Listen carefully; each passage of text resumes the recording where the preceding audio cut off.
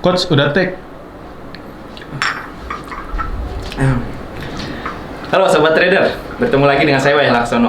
Sorry tadi keterusan, habis enak banget sih nyeruput kopinya. Enaknya kopi ini sama enaknya dengan ngomongin market hari ini. Nggak kerasa kita udah di akhir bulan ya. Dan apa yang terjadi belakangan ini ada hal yang menarik. Ada pola yang menarik, dan ini akan saya bahas. Nah, apa yang saya mau bahas kali ini ada hubungannya dengan ini. Coba perhatikan baik-baik ya. Perhatikan baik-baik ini. Ya, perhatikan baik-baik.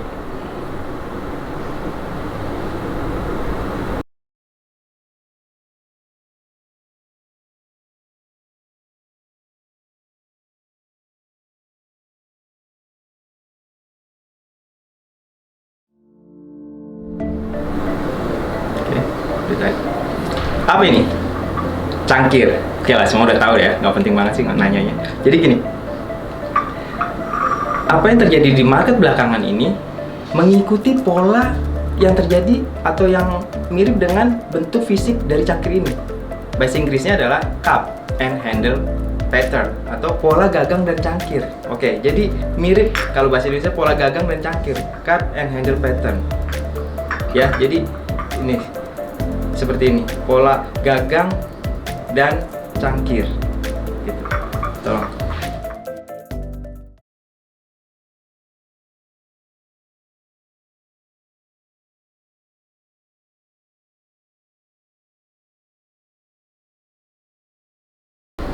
Pola cup and handle pattern. Oke, jadi pola cup and handle pattern seperti ini tadi ya. Adalah sebuah pola di mana potensi rebound dari bawah rounding, kemudian melakukan koreksi sedikit sebelum akhirnya dia menembus resisten terkuatnya atau signifikannya dan melanjut naik. Ini juga berlaku dengan pola cup and handle pattern yang terbalik atau inverted cup and handle pattern. Jadi kebalikannya dari tadi, dari yang awal tadi yang cup and handle pattern, inverted cup and handle pattern itu terbalik. Jadi kalau tadi rebound, sekarang adalah koreksi atau pelemahan. Jadi dari pola naik, kemudian dia rounding up, kemudian koreksi sedikit, dan akhirnya menembus resistensi support, akhirnya menembus support signifikan dan akhirnya jatuh. Jadi ada cup and handle pattern dan inverted cup and handle pattern. Dalam kaitannya dengan market sekarang ini adalah kita lihat bahwa ada beberapa pola yang terjadi, yaitu pertama kita lihat pada Euro USD ini pola inverted cup and handle ya. Jadi di Euro USD, oke, di Euro USD, kemudian di GBP USD kita lihat juga seperti itu, kemudian di Audi USD ya, dan yang kelihatan paling parah justru New Zealand USD ya. Untuk pola cup and handle pattern yang ke atas itu terjadi pada USD GPY maksud saya, kemudian USD CHF dan indeks dolar ya, dan juga 10-year yield atau yield 10 tahun AS ya, seperti itu juga. Itu cup and handle patternnya. Yang paling buruk atau yang paling lemah terhadap dolar yaitu Swiss franc dan New Zealand. Sementara dari major currency yang paling kuat dan belum mengalami atau belum terlihat mengalami pola cup and handle pattern atau invertednya adalah Canadian dollar atau USD Kanada. USD Kanada kalau kita lihat seperti itu, dia belum membentuk, harusnya kalau mengikuti pola teman-temannya atau tekanannya, terutama yang komoditas, dolar Kanada atau USD Kanada harusnya dia berbentuk seperti ini, tapi dia belum, karena dia masih dalam proses konsolidasi rebound dari trend down yang sangat dalam, karena dolar Kanada termasuk yang paling kuat. Ini penjelasannya. Jadi kita lihat bahwa kenapa itu semua terjadi. Sekarang kita mundur ke belakang. Pada video non-farm payroll 5 Maret, seperti saat itu sudah diduga bahwa dolar memiliki potensi rebound karena di bulan Februari, ya seperti di gambar ini, di bulan Februari kemarin,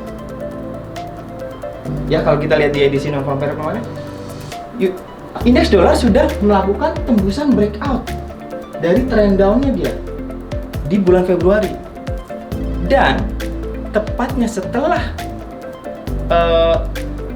data non-farm justru mengkonfirmasi bullish-nya atau rebound-nya dengan pola cup and handle pattern.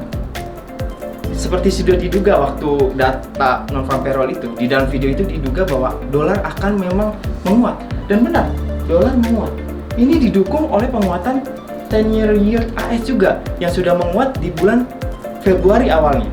Mendahului breakout cup and handle pattern US dollar, indeks dolar, 10-year AS ya 10 tahun yield AS sudah lebih dahulu membentuk cup and handle pattern pada bulan Februari dengan menembus high Januari sekitar 1,18 dan dia menembus level 1,2. Itu pola cup and handle pertama yang mendahului indeks dolar, dan sampai sekarang indeks dolar sudah maksudnya 10-year yield AS atau yield 10 tahun AS sudah menembus di atas 1,6, sempat 1,7. Dan sementara dolar pada saat indeks kemarin menembus 91,70. Oke, jadi indeks dolar kelihatan sangat jelas reboundnya. Kenapa indeks dolar bisa menguat seperti itu? Seperti di dalam video-video sebelumnya kita sudah melihat bagaimana indeks dolar ini terlihat menguat, didukung oleh data non-farm payroll yang ternyata memang bagus. Kemudian growth ekonominya, bahkan FOMC terakhir menyatakan bahwa growth ekonomi AS akan di atas 1,6 tahun ini. Vaksinnya oke, mantap.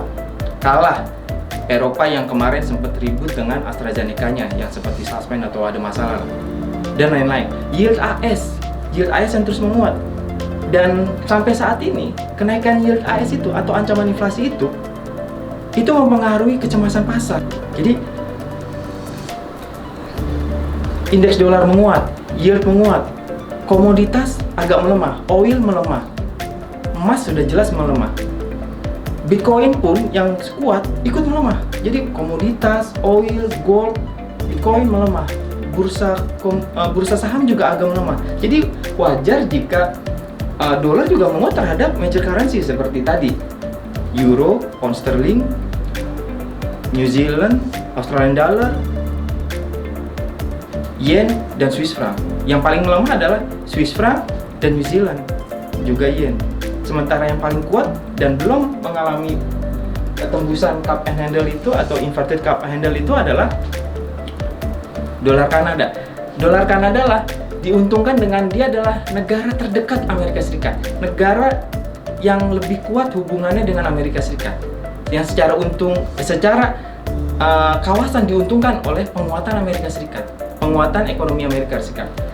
Vaksinnya bagus, recovery ekonominya juga bagus. Harga rumah di sana pun sama seperti Amerika melonjak, sama menguatnya dengan ancaman inflasinya. Dan sepertinya Bank of Canada bisa jadi adalah bank yang paling lebih dulu bersamaan dengan Bank Sentral Amerika Serikat atau Federal Reserve yang diduga akan melakukan perubahan outlook moneter menjadi lebih hawkish atau melakukan pengetatan moneter. Jadi itu sobat trader, bahwa bagaimana kita melihat perkembangan penguatan US dollar seperti yang kita sudah duga di market sebelumnya. Nah, bagaimana selanjutnya? Di hari Jumat kemarin terjadi koreksi sedikit, dan ini wajar akhir bulan, dan kita akan lihat bagaimana nanti. Jadi indeks dolar memang mengalami penguatan terbaiknya bulan ini, Maret ini. Terbaik dalam 8 bulan, mendekati level 93. Sekarang ada di 9280 atau 90 ya. Itu adalah level terbaiknya. Jadi indeks dolar memang seperti diduga pada analisis non-farm payroll kemarin, memang menguat. Nah, selanjutnya bagaimana? Ini adalah akhir bulan di mana mungkin koreksi dan konsolidasi pada indeks dolar terjadi. Pada mata uang major currency juga mungkin terjadi konsolidasi, terutama nanti di Jumat pertama bulan April akan dirilis data non-farm payroll. Jadi menurut analisis saya, dari akhir bulan ini sampai Jumat tanggal 2 April nanti, kita akan melihat bagaimana pergerakan konsolidasi ini menjelang data non-farm payroll yang saya pikir tetap diduga masih akan membaik ekonomi AS dan pasar tenaga kerjanya juga membaik. Jadi peluang rebound US dollar bisa jadi potensialnya menguat. Jadi potensialnya menguat, hanya saja dalam akhir bulan ini terjadi konsolidasi, itu wajar. Kita lihat nanti setelah data non-farm payroll. Bagaimana kelanjutannya kita lihat pada video berikutnya.